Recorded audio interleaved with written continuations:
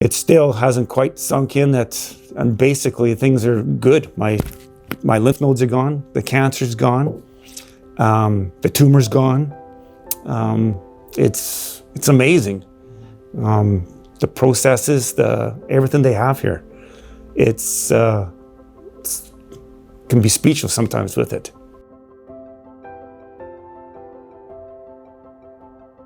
I remember the day, November 12th, when I was told my diagnosis, esophageal cancer, and that one doctor said, first thing in my mind was, can I go back to work? Can I still work? And he said, you need to start getting some of your affairs in order. 10 centimeter tumor, and given a 25% chance of living 3 years with minimal treatment at home. Radiation, chemo, 100% full-blown stuff. They want to light me up like the 4th of July. And when he told me that, it was, okay, it's a little bit serious, I guess. Because it didn't hit me that hard that, okay, that was my first thought that I'm gonna die. Over the course of the next couple weeks of getting information at home, that it kind of hit me that, yeah, okay, this is not a very good thing. But I just kept the attitude. I had the attitude that there was something else out there. I didn't know it yet, that there was going to be something else out there. I just had in my mind that, no, I'm not, and I'm stubborn that way. And anyone that knows me back home that knows I'm one stubborn, cantankerous kind of guy at times. I can be, just my personality. And it came in on this diagnosis. I just got stubborn. I said, no, this is not going to happen. There's something else out there. And I found the doctors here in Tijuana, Mexico, and everything here. And they made it so much easier to keep that positive attitude through all this treatment. I talked to a couple strangers, actually, not even friends, just references, some strangers that had been to Mexico for a couple different kinds of cancer, and that they had come back and they had been cancer-free respectively for 7 and 9 years roughly. And it was like, oh, in Mexico, I didn't know about that. So we did some investigating, my wife and I, and during December.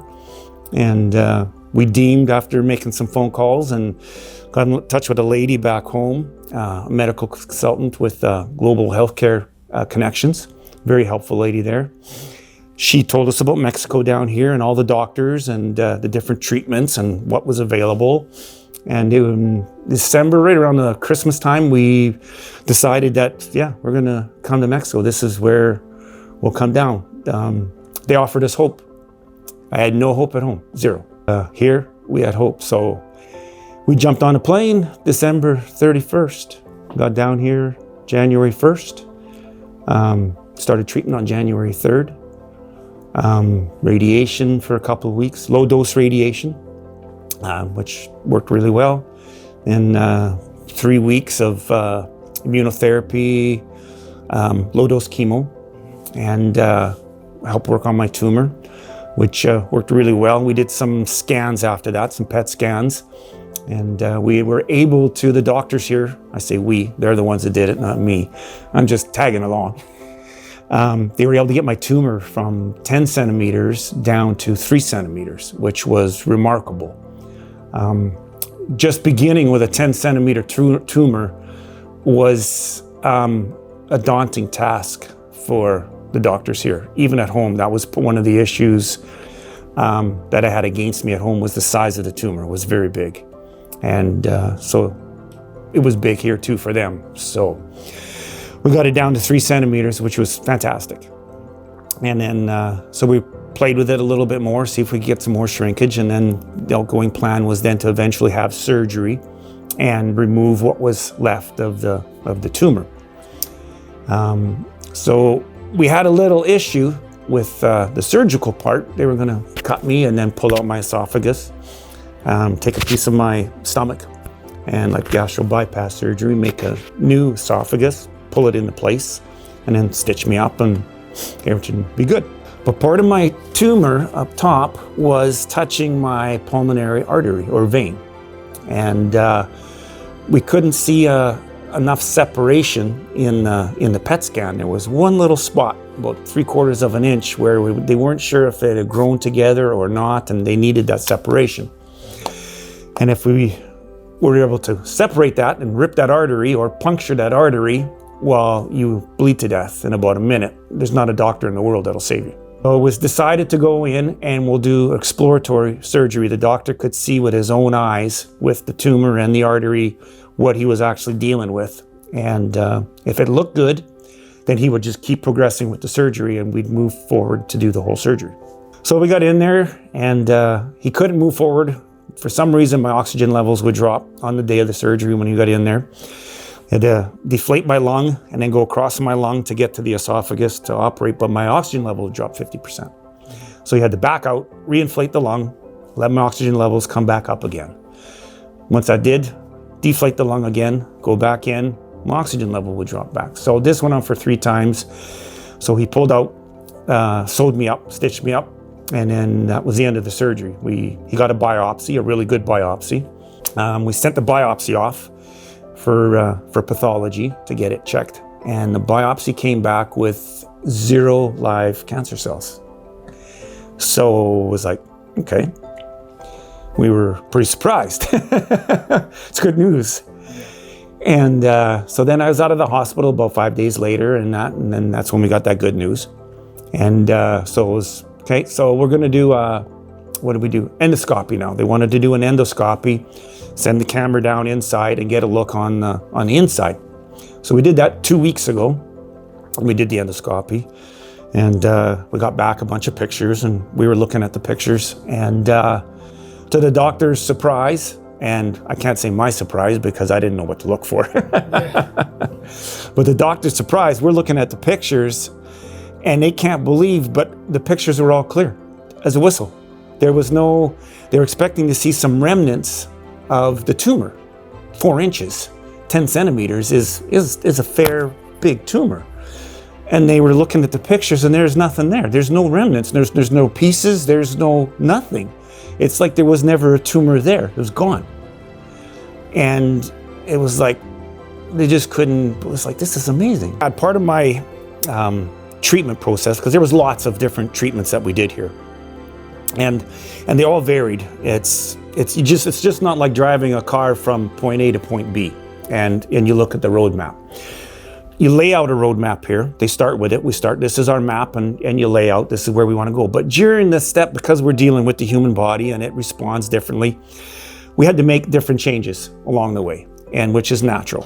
So along the way with those changes, one of the steps that we did when I came here, before I left, I did what's called a live biopsy. We sent 5 vials of my blood over to India, to a lab in India. And they analyze it, and a lot of smart guys over there in India too.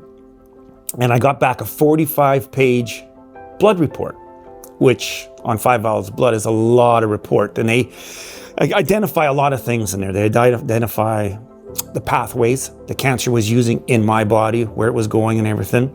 They identify which kind of chemo drugs would be really good for treating my cancer in my body, specifically to me. And then they worked with the oncologists here, the immunotherapy department here. They gave them all that information and they helped them walk it through, explain all of it to them and they gave the doctors here another tool in their toolbox to help treat me. It turned out to be a really invaluable tool.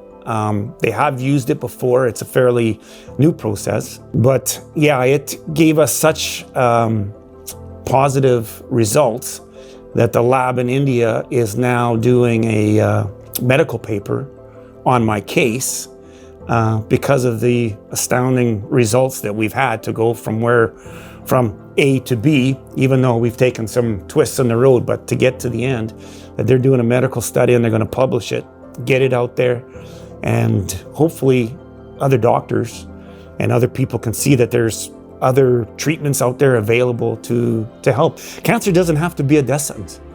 That's what I've learned in 5 months. It does not have to be a death sentence. It can be beaten. There's people out there, there's processes out there, there's your right frame of mind, positive thinking. It can be beaten. I'm proof of that. This place, we did it. We all did it here. And they're going to do it again to more people. I have no doubt. there's a lot of people praying for me. I have people in 3 countries praying for me. Like, I've been here long enough, 5 months in Mexico, and I made some good friends here. And people I've talked to, I've had people in Mexico, the United States, and Canada praying for me. So I got 3 countries praying for me. Last week I was talking, because I've been talking to a lot of the patients that are here right now. And because they've all heard about my success story and that. And so I've been talking to lots of them and just keep their morale up. And I mentioned to one of them, and I don't know why, but I won the lottery. I didn't win the money lottery. I won the life lottery. That's what I won.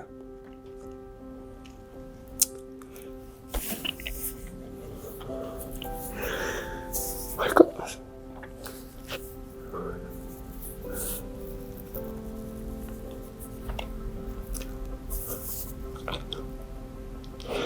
I got my life back. You can't say, there's nothing that can describe that. It's indescribable. It's priceless. I won the lottery.